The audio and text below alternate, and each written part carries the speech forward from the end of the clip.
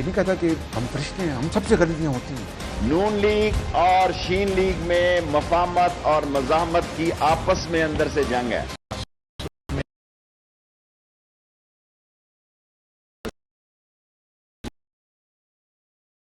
बात कर जाता है, आए माजी के तलीखों को दफन कर। मज़ाहमत होगी तो मुकावमत होगी। अस्सलाम वालेकुम नाज़रीन, आप देख रहे हैं नसीम ज़राइटेट। आज हम बात कोविड के बारे में भी करेंगे। सूरत हाल बिगड़ रही है और हमारे पास पैनल है एक्सपर्ट्स का, वो उस पर बात करेंगे।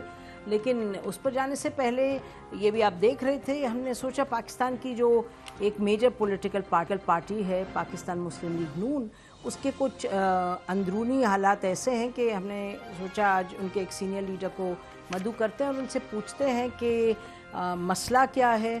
नवाज शरीफ साहब former prime minister 3 times over, उन्होंने अपनी ट्वीट्स की, उन्होंने कहा कि जी महंगाई वगैरह की बात की जिससे कोई इनकार नहीं कर सकता। उन्होंने कहा लेकिन हमारी जो सियासत है वो सीट्स वीट्स की सियासत नहीं, हमारी सियासत ये है कि जो आइन शिकन है उनके ख़िलाफ़ खड़े हो जाएं और हम सफ़बंदी करें, और सीटें तो इतनी अहम नहीं हैं।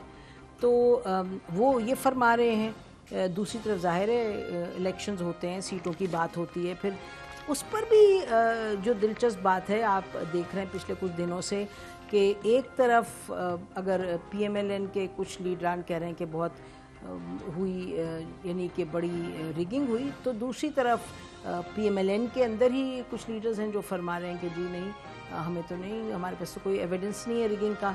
और फिर ये कि भाई किस तरफ जानी है सियासत, क्या करना है। तो who better than former prime minister Shahid Khaqan Abbasi साहब, बहुत शुक्रिया शाहिद साहब हमें आने का, तशरीफ़ लाने का यहाँ।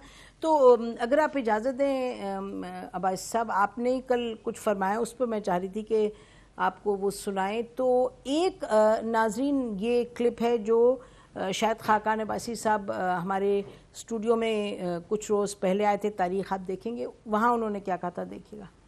जो आज हुकूमत को लाए हैं, जो हुकूमत है, जो इस्टेब्लिशमेंट है, मैं जिसका भी नाम ले लें, ये सारे मौजूद हैं ना, मैंने नाम ले दिए आपको। ये जो आज इक़्तिदार में हिस्सेदार हैं, हमें ये कबूल करना होगा कि मुल्क मुश्किल में है और हमने आगे चलना है, हमने बेहतर करना है।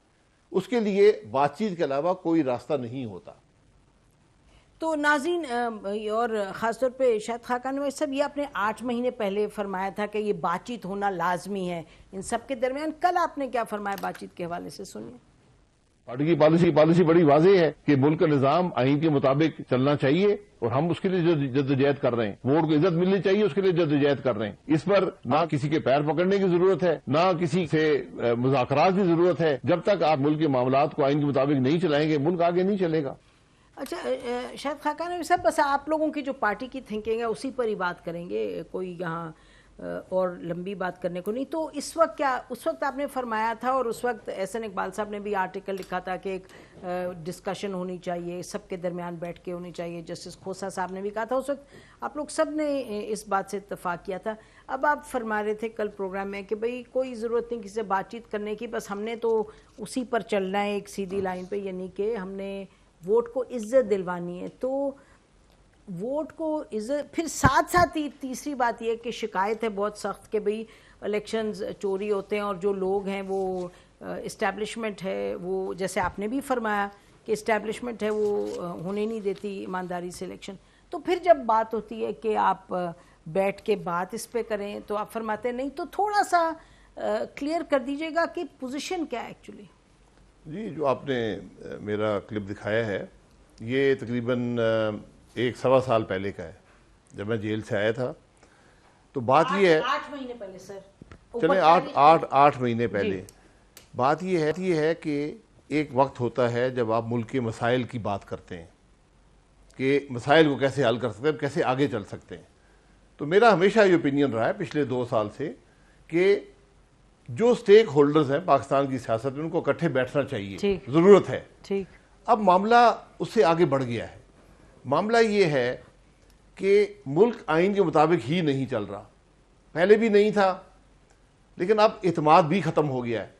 अब हम जहाँ पर पहुँच गए हैं, अब सिर्फ एक रास्ता रह जाता है कि हम अवाम के इत्मीनान वापस हासिल करें और इलेक्शन करवाएं जो साफ़ और शफाफ हों।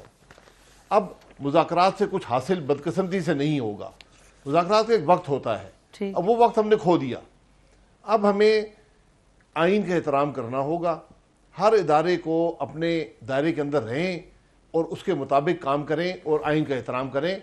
इसके अलावा मुझे अब रास्ता नज़र नहीं आता, क्योंकि आज जो इतनी कमी है एतमाद की इदारों के दरमियान, पार्लिमान के अंदर, सियासी जमातों के दरमियान, कि मैं नहीं समझता हूँ कि कोई बात भी आपस में करके कोई मसला हल कर सकते हैं। हमने बारहा देखा है, हमने नैब के मामले में देखा, हमने फैटफ के बिलों पे देखा, हमने जो और बिल असम्बली में आए, जो असम्बली में डिबेट्स हुई हैं, मुल्क के मामलात पर देखा है, तो उसमें कोई बात भी मुल्क की नहीं होती।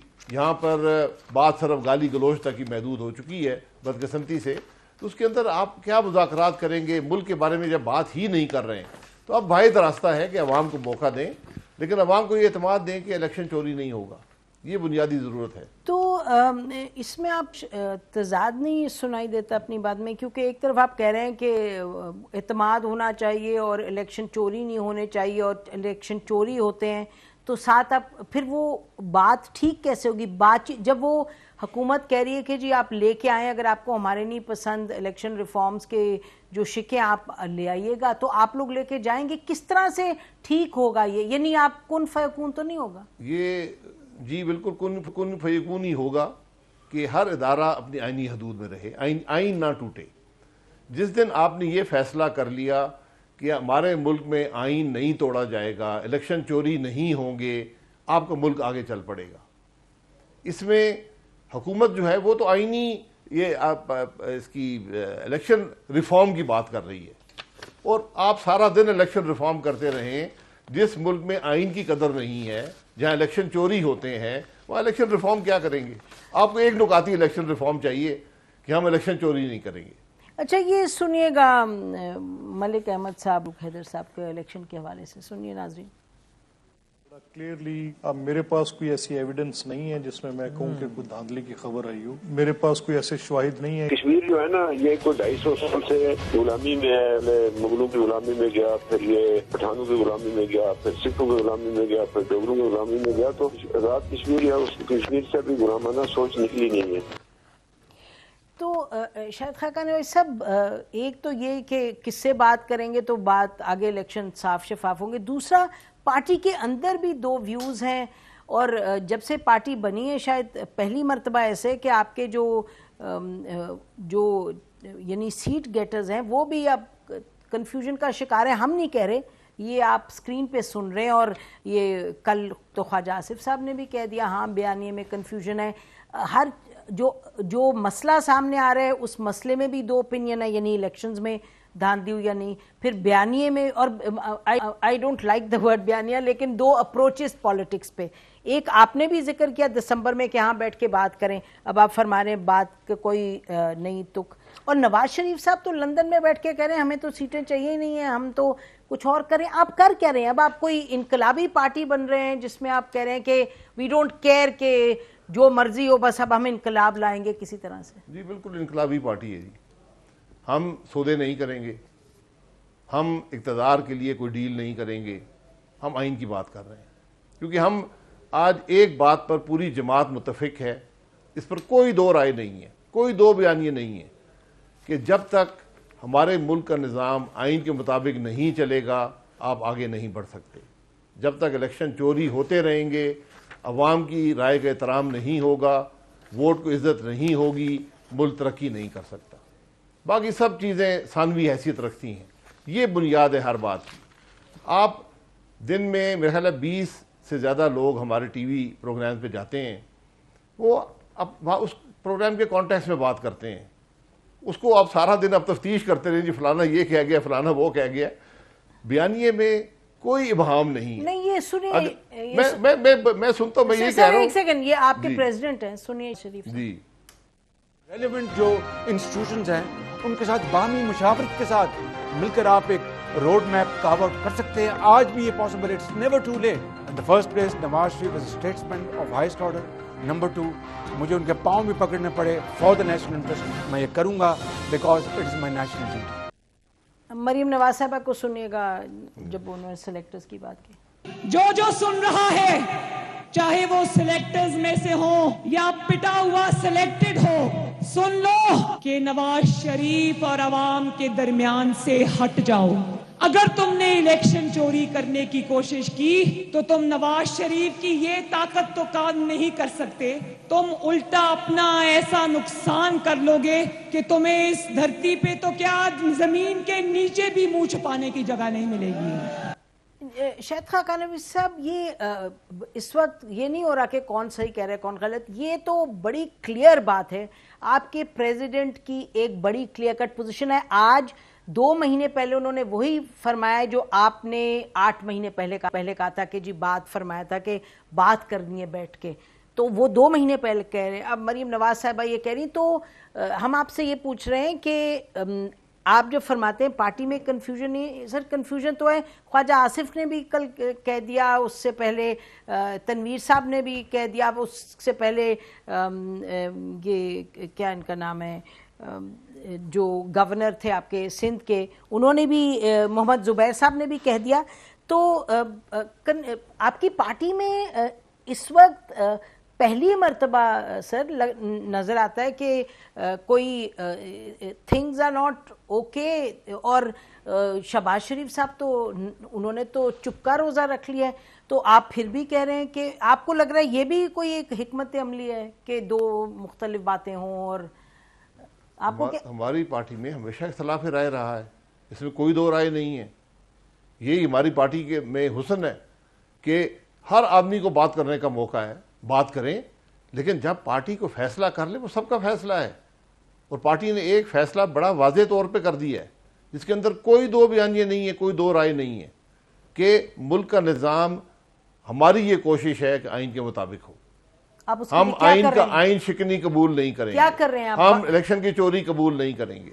आप बातचीत नहीं करेंगे किसी से? बातचीत आप क्या करेंगे कि इलेक्शन चोरी करने में हम सब हिस्सेदार बन जाएं?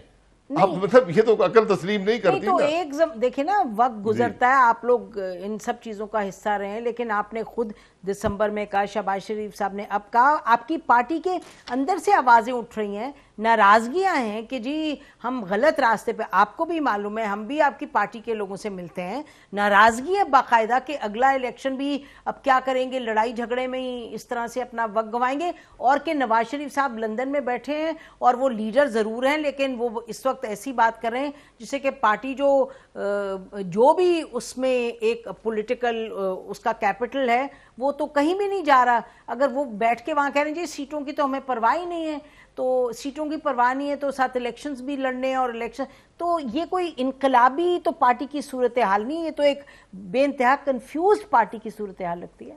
जी, आपकी ये राय हो सकती है, लेकिन मैं आपको बता सकता हूँ कि इस पार्टी का हर वोटर, हर वर्कर, हर MNA, हर लीडर इस बात पर मुत्तफिक है कि हमने आइन की बात करनी है, हमने आइन के रास्ते पर खड़ा रहना है, हमने इलेक्शन की चोरी कबूल नहीं करनी, हमने किसी डील का हिस्सा नहीं बनना। इसके अंदर कोई 2 राय नहीं है। इसलिए बाकी बातें, सवाल टीवी प्रोग्राम पर जाते हैं, टीवी प्रोग्राम पर जाते हैं, आप भी पूछती हैं सवाल, यहाँ पर हर एंकर सवाल अपने तरीके से पूछता है, उसका जवाब हम दे देते हैं। सर टीवी प्रोग्राम को छोड़ दें, आपके पाप जो फरमाना चाह रहे हैं सब सुन रहे हैं।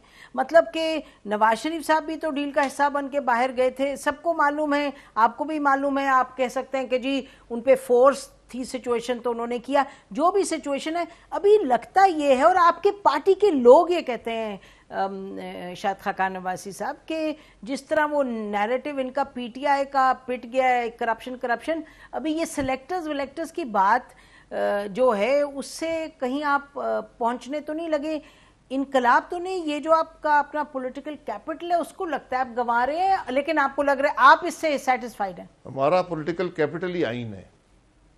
आज हम वाहिद जमात है मुल्क के अंदर जो आइन की बात कर रही है, जो ये कह रही है कि जब तक आप आइन के रास्ते पर रहेंगे आप कामयाब रहेंगे, मुल्क चलेगा।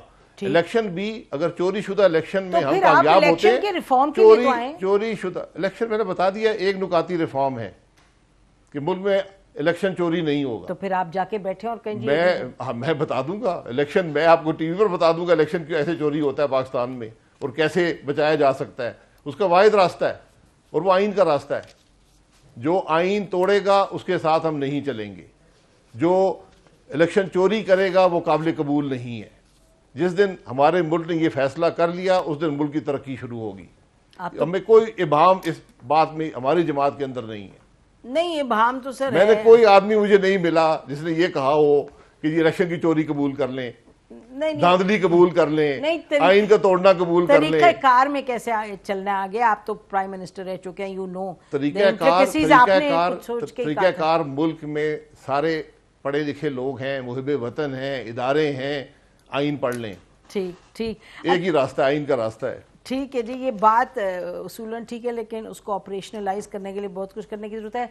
लगता ये कि पार्टी, लगता नहीं, आपके अपने लोग कहते हैं पार्टी कंफ्यूजन का शिकार, लेकिन बहुत शुक्रिया शायद खाकान भाई साहब। कोई कंफ्यूजन नहीं है। अच्छा। एंकर्स बड़े कंफ्यूज नजर आते हैं। चलिए आप हमारे गेस्ट हैं इसलिए हम अब क्या और ज्यादा कहें। बहुत शुक्रिया नाज़रीन, ब्रेक लेते हैं, ब्रेक के बाद आएंगे और बात हम करेंगे उस इशू पे जो कि बहुत अहम है, वो है कोविड। उसको कंट्रोल कैसे करना है, आपकी हमारी क्या जिम्मेदारी है। Stay with us.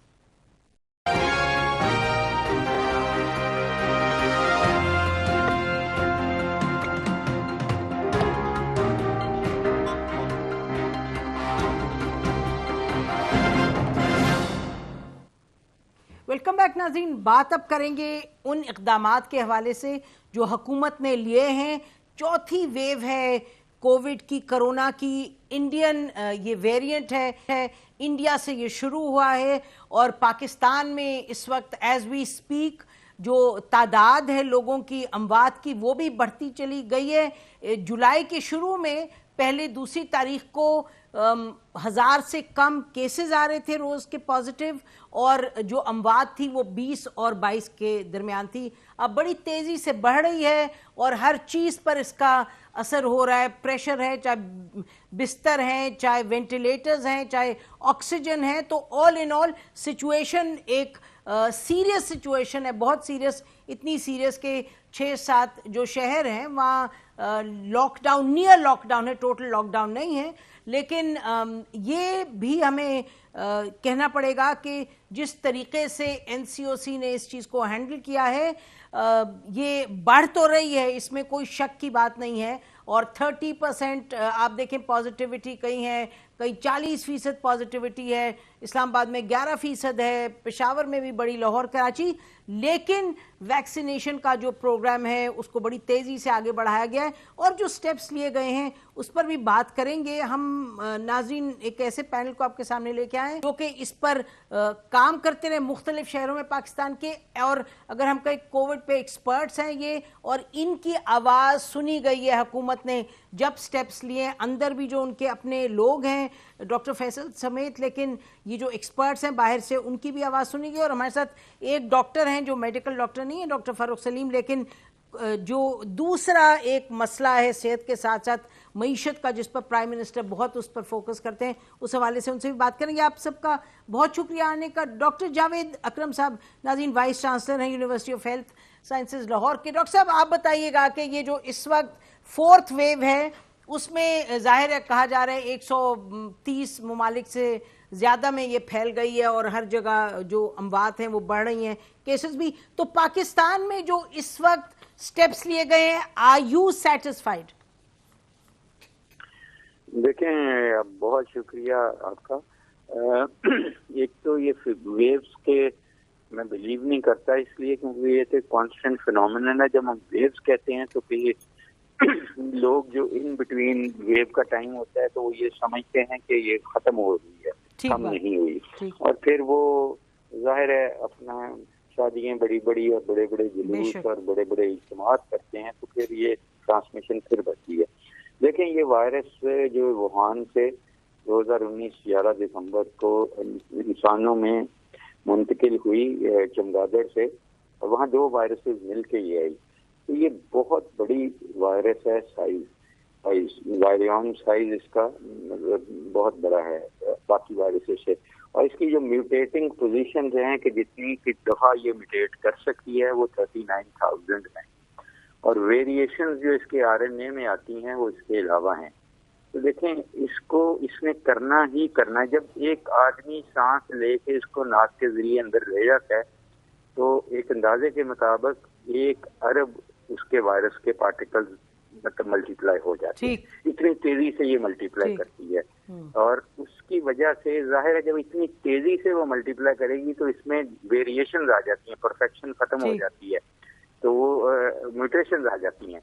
अब वो म्यूटेशन जब भी आएगी ये इसकी एक से दूसरे को लगाव कई गुना बढ़ जाएगा, दूसरा इसकी मोर्टेलिटी बढ़ जाएगी, और तीसरा आपकी वैक्सीन की इनफेक्टिवनेस होने का खतरा पैदा हो जाएगा। अच्छा, आप ठीक, आपने डॉक्टर साहब आपने बड़ी अहम बेसिक पॉइंट्स कुछ बयान फरमा दिए कि किस तरह ये बढ़ रहा है, क्या हो रहा है, वैक्सीन की जो इफेक्टिवनेस है। डॉक्टर कैसर ये बताइएगा, डॉक्टर साहब ने बड़ी क्लियरली बयान किया, ये आप कहें जो हुकूमत ने स्टेप्स लिए हैं जो पिछले 2-3 रोज़ में हम देख रहे हैं, सिंध हुकूमत और फेडरल गवर्नमेंट ने, पंजाब, बाकी सब ने भी, तो आपका क्या ख्याल है? क्योंकि PMA has been very active और वेरी वोकल के तेज़ी से स्टेप्स लें, इस चीज़ को आपने कंटेन करना है, तो आप क्या कहेंगे अब? बिस्मिल्लाहिर्रहमानिर्रहीम, बहुत शुक्रिया आपका। देखिए, मैं समझता हूँ कि सिंध गवर्नमेंट ने बहुत अच्छा स्टेप लिया। पहले उन्होंने पार्शियली तौर पे दुकानों की टाइमिंग्स कम किए, कुछ स्मार्ट लॉकडाउन किए, और उसके बाद जो है अब एक पूरा ओवरऑल चीजों को बंद किया, उसको भी वो पार्शियल लॉकडाउन कह रहे हैं। लेकिन इशू ये है कि हमें ये देखना है कि ये बीमारी बहुत तेजी से फैलती है। ये जो वेरिएंट है, खासकर यूके वेरिएंट के बाद जो ब्राजीलियन वेरिएंट और ये जो साउथ अफ्रीकन वेरिएंट्स के बाद जो इंडियन वेरिएंट है, जिसको कि डेल्टा वेरिएंट कहा जाता है, ये बहुत तेजी से एक से दूसरे में ट्रांसफर हो रहा है और खानदान का खानदान जो है वो इसमें इन्वॉल्व हो रहा है। तो हम चाहते हैं कि इसकी फैलाव को रोका जाए, और इसको फैलाव को रोकने के लिए मूवमेंट को रोकना पड़ेगा, अपने लोगों की मूवमेंट को रोकना पड़ेगा।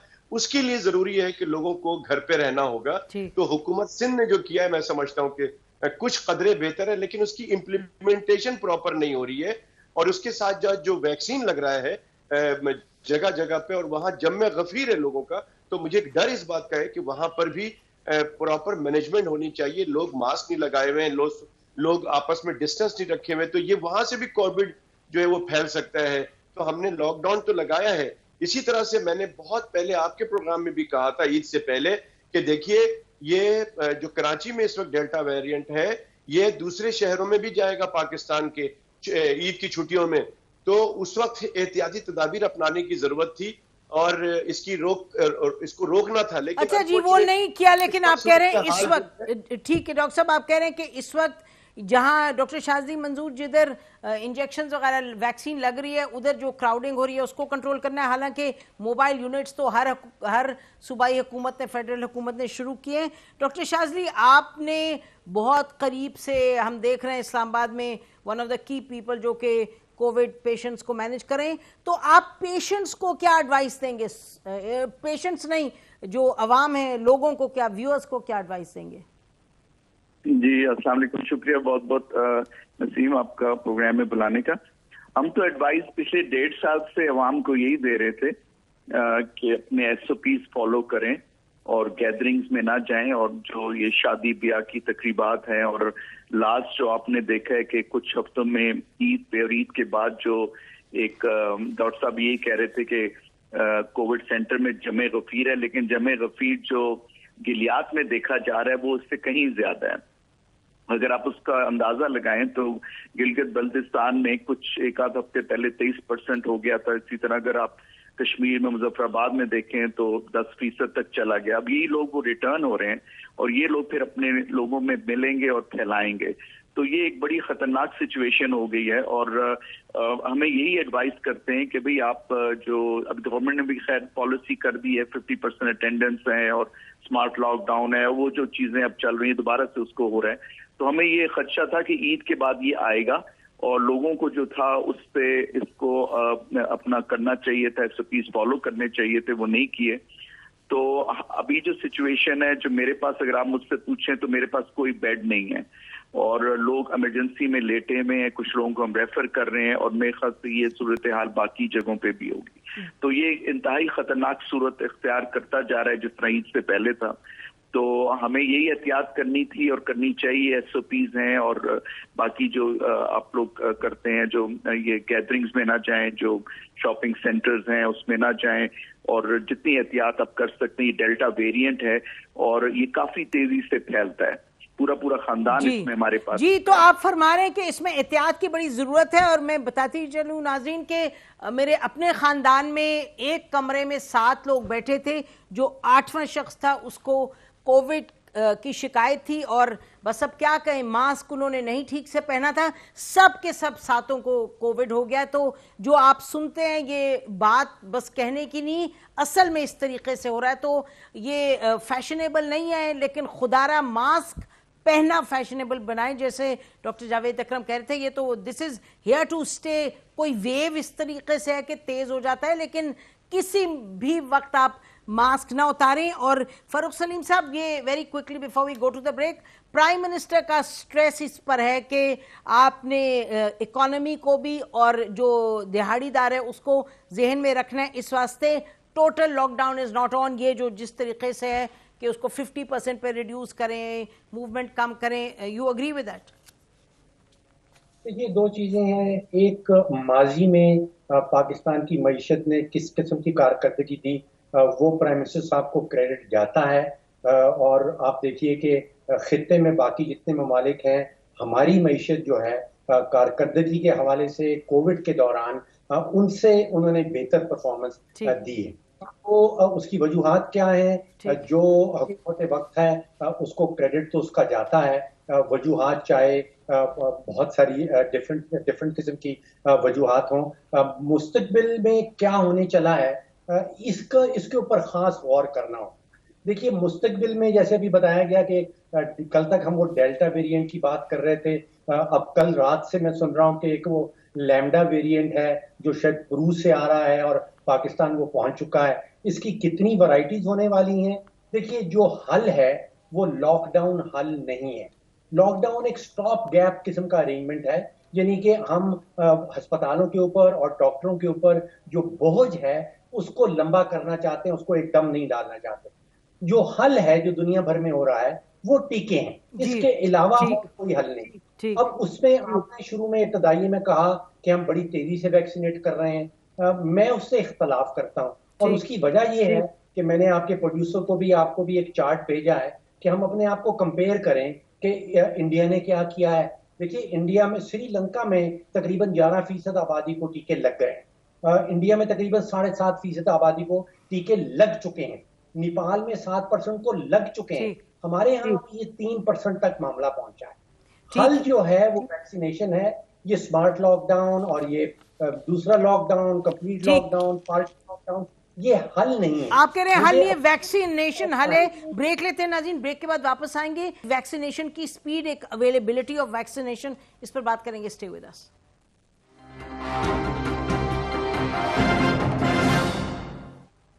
वेलकम बैक नाज़रीन। क्लियरली आप हमारे पैनल जो एक्सपर्ट्स हैं वो बता रहे हैं कि वैक्सीनेशन और मास्क ये बड़ा क्रिटिकल है, उसके साथ सोशल डिस्टेंसिंग वगैरह, मोबिलिटी कम हो। ये भी कहते चलें कि कल ही इसी शहर इक़्तिदार में 2 बड़े फंक्शंस हुए शादी के। अब जो कहा जाता है कि आप खुद सेट द एग्जाम्पल और आप कम से कम लोगों को बुलाएं, तो ये इसी तरह होना चाहिए और सबको यही करना चाहिए। और एक की देखा देखी सब करते हैं, तो ये होना नहीं चाहिए ऐसे। बहरहाल डॉक्टर जावेद अकरम, ये बताइएगा कि जो जिस तरीके से वैक्सीनेशन दिया जा रहा है और तेज़ी किस तरीके से ला सकते हैं, और आपसे बेहतर कौन जानता है, क्योंकि you been involved in all of this पिछले 1.5 साल से। देखिए नसीम, फारूक सलीम साहब ने बिल्कुल ठीक कहा। समझने वाली हमारे पास चीज इस वक्त ये है कि हमें अल्लाह ताला ने एक अपॉर्चुनिटी दी हुई है, एक विंडो की सूरत में, टाइम की विंडो की, कि अगर हम इसको हर्ड इम्यूनिटी क्रिएट कर गए, जो कि मतलब ये है कि 80% को हम वैक्सीनेशन इफेक्टिवली लगा गए, तो फिर ट्रांसमिशन रुक जाएगी और इसको रुखसत कर सकेंगे। अगर इसको हम with in the time frame ना कर सके तो वायरस इतनी म्यूटेट कर जाएगी कि बाद में वैक्सीनेशन इनइफेक्टिव हो जाएंगी, और वो बहुत डेंजरस सिचुएशन है जिसको हम कहते हैं वैक्सीन एस्केप फिनोमेनन। तो इसमें मेरा ये ख्याल है, जो मैंने देखा है कि बहुत सारे मसाइल हैं। एक तो मसाइल सप्लाई एंड डिमांड का अभी तक हम हल नहीं कर सके। दूसरा देखें, वैक्सीन नहीं होती, वैक्सीनेशन सर्विसेज होती हैं। इन्होंने कहीं कोल्ड चेन के जरिए जाना है, किसी के इसने स्टोर होना है, कहीं इसको मुस्तनिद लोगों ने चेक करना है, मरीजों वॉलंटियर्स को और लगानी है और उनको काउंसिल करना है। ये कुछ नहीं हो रहा। वो तो बेचारे लाइनों में लग रहे हैं और वो खुआर हो रहे हैं और फिर उनको बताया जाता है तुमने पहले साइनोफार्म लगाई थी, अब वो नहीं, अब यही लगा लो। ये मिक्स एंड मैच जो है, it is not recommended. Number 2 देखें, ये सिर्फ अच्छी बात है कि पॉलिटिशियंस को की काम है कि वो पॉलिटिकल माइलेज लेने का, हर चीज में लें, जरूर लें, लेकिन तजर्बात ना करें। देखें, पहले लगनी शुरू हुई कि ड्राइव इन वैक्सीन होगी जी, ड्राइव इन हो गई, फिर लगा जी डोर टू डोर होगी जी, वो भी हो गई। असल में देखिए, जो वैक्सीनेशन सेंटर्स हैं आपके, और गाँव में तो कहीं है ही नहीं, सिर्फ शहरों में हैं, उनको इवनली स्प्रेड आउट करें, उनको टारगेट दें उनको, और मत करें ये जो फैंसी चीजें हैं जो आप सस्टेन नहीं कर सकते। ये तो इंग्लैंड अमेरिका फैंसी किसको कह रहे हैं डॉक्टर साहब? फैंसी किसको कह रहे हैं? जरूरत नहीं है। What are you calling fancy, doctor साहब? वैक्सीनेशन प्रोग्राम डॉक्टर साहब, फैंसी किसको कह रहे हैं? सॉरी, फैंसी किसको कह रहे हैं आप? ये फैंसी है ना जी कि ड्राइव इन वैक्सीन और ये होम टू होम, ये दुनिया में ये देखें, अमीर मुल्क ये कर सकते हैं। ये कुछ नहीं, उसे मुझे समझ नहीं आया डॉक्टर साहब। अगर ड्राइव इन कर रहे हैं या डोर टू डोर कर रहे हैं जहाँ कोई लोग आ नहीं सकते, तो उसमें how is it taking away from anything? समझी नहीं मैं। देखिए नसीम, हमारे पास मजदूद वसाइल हैं, हमने अपने वसाइल देखने हैं कि हम सस्टेन कर सकते हैं कि नहीं। हमें गांव में किसके पास कार है कि वो ट्रैक्टर पे आके ट्रैक्टर वैक्सीन तो नहीं लगाएगा ना। देखिए, हमें एक इवनली डिस्ट्रीब्यूटेड वैक्सीनेशन सर्विस चाहिए जिसमें हम ज्यादा से ज्यादा लोगों को ज्योग्राफिकली लगा सकें, और लोगों की जो वैक्सीन हेजिटेंसी है उसको काउंसलिंग करके मीडिया के जरिए आप जैसे बड़े एंकर्स को जिनका बहुत ज्यादा इन्फ्लुएंस है उनको इस्तेमाल करके कैंपेन की सूरत में वैक्सीन हेजिटेंसी को खत्म करें। ठीक डॉक्टर साहब, मुझे इजाजत दें, थोड़ा सा मुझे ये जाने डॉक्टर शाजी मंजूर साहब के पास, प्रोग्राम का टाइम खत्म है। डॉक्टर साहब, ये जो बहुत अहम बात डॉक्टर जावेद अकरम कह रहे हैं, वैक्सीन हेजिटेंसी, ये हमने भी देखा, हमने अपने घरों में देखा, स्टाफ को हमें कहना पड़ा जी तनख्वाह नहीं मिलेगी, ये नहीं, ये तो फिर उन्होंने जाके लगाई वैक्सीन। आपका क्या एक्सपीरियंस है कि हेजिटेंसी अभी है, या ये जो वबा ने तेजी पकड़ी है उसके नतीजे में अब लोग ज्यादा लगा रहे हैं?